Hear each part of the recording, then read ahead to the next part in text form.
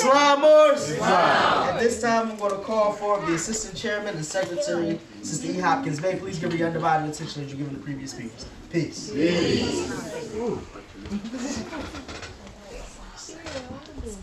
Islam. Islam. Islam. Islam. Allah. Allah. All praises due to Allah, the great God of the universe. Islam. Islam. Islam. Each and every one of you honest to do Islam. Happy Holy Day. Happy Holy Day. Praise Allah, Friday Holy Day for all Muslims all over the world. Praise Allah for being in the house of Allah. Yes. Allah. I enjoy being able to get up and give praises and honors to Allah. Praise Allah. And being able to demonstrate in the Moorish science of America. But today, Moors, I was like, I want to sit down. I was like, this me. You know how you be in the movies and you really in it. Yep. When you eating the popcorn, you don't realize you're even eating the popcorn. You just staring. Somebody try to be like, you see that? You know what I mean? It's great you get the movies for you. For those who don't know, he talks out loud. He's real excited. So, you can't hear the next thing and start laughing. So, it's a blessing. I feel like that in this meeting is like, sitting from the chairman who started it up, who lit the fire up there. And sometimes I be like, wow, okay, now we going there, okay. Y'all be sitting listening and be like, oh, we going there, okay. Because a lot of times, Moors, we want to just be on the surface. We want to be, put some coat on a little bit, just turban and fags on a little bit. And we do that, and like, okay, nobody talk about me this meeting, I'm fine. It's good, but they don't talk about you.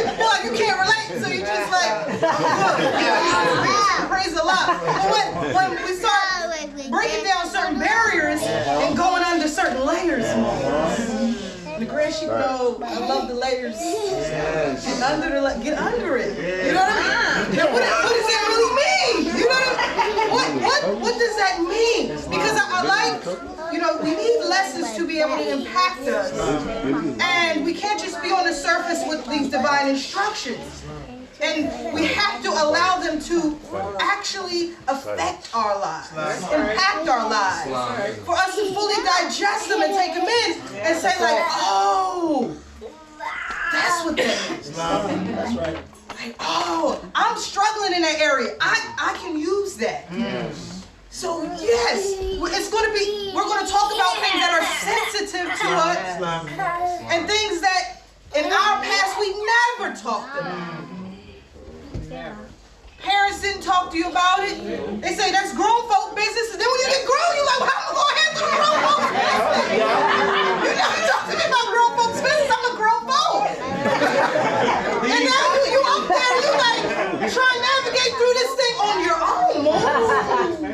That's dangerous. And that's what we see our youth today, who parents didn't have parents who gave them the applicable demonstrations to use in life, then give them certain tools, and it gets passed down and passed down. Give them what they know, but sometimes they just don't know. So you only can give what you have. And, for you not to be able to have those certain things when you come into the Moorish science of America and you hear them, they can sting. Because it's like, oh, I'm not used to dealing with that. I'm not used to talking about that. And, whatever the way your little self covers up things, it will happen in here. We all cover up things a certain way.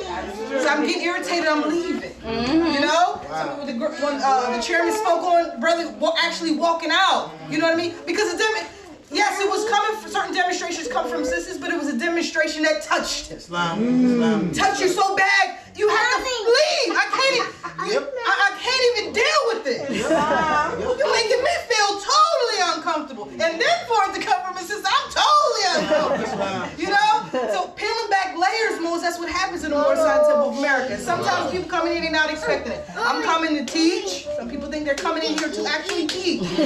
I'm coming to teach. I'm waiting for this meeting to be over so I can talk to the great shit about what I want to talk to them about. The people come in here just like that. I really don't even want to hear what they got to say. I'm just trying to wait to the end. Because I came in to handle some other business. But Allah had the real business. When Allah got the real business for you, nah, they was too religious. AKA means they was talking about me. And I can't deal with them talking about me all the time. I'm not here for I'm not here for that. You know, and that's what he will tell you. And that's what it is. But when you have to sit in it, when you allow yourself to fully sit in these meetings and absorb and receive everything that is given, I bear witness, your life will get better. Your life will get better. And it's the therapy that you needed. It's the grown folks conversation that you never had. And that you need to have. So that's when we have master classes. You know, within the Sunday school, praise Allah. When we have the great sheikh demonstrating on what it is to manhood, real manhood, real womanhood, things that we never even heard of, softness of manners. A sister to be soft in 2019.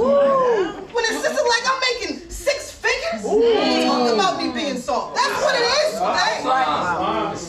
And I got brothers living in my house on my couch that's not willing to work. That's right.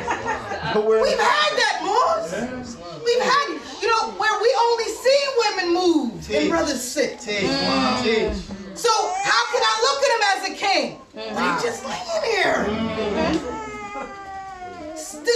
This totally allowing the sluggish will to take over.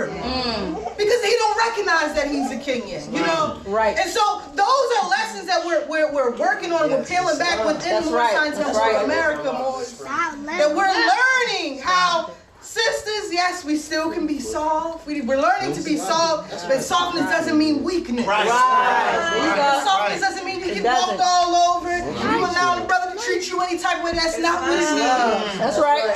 That just means speak in a queen's tongue.